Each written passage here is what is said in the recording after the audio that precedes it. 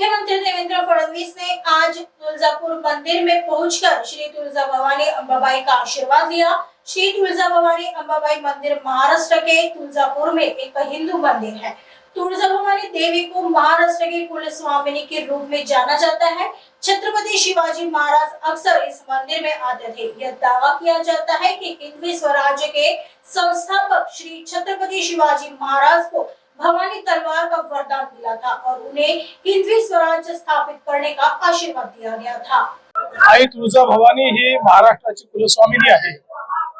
प्रत्यक्ष छत्रपतींना, छत्रपती शिवरायांना आई तुळजा भवानींचा आशीर्वाद होता आणि त्यांनी हिंदवी स्वराज्याची स्थापना केली, रयतेचं राज्य आणलं।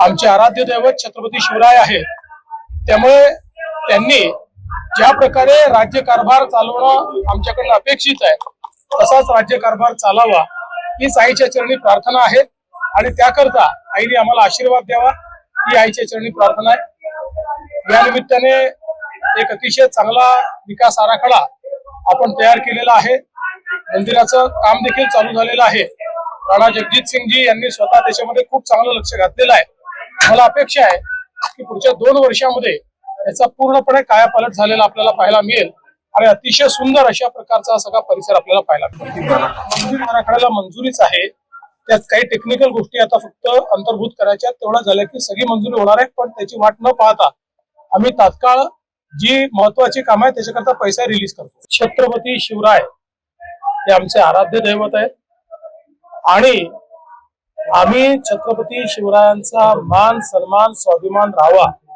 याकरता जे लागेल ते करेल। खरं म्हणजे जैन महाराजांना निश्चित प्रश्न विचारण्याची अधिकार आहे आणि मला देखील ते भेटले आहेत।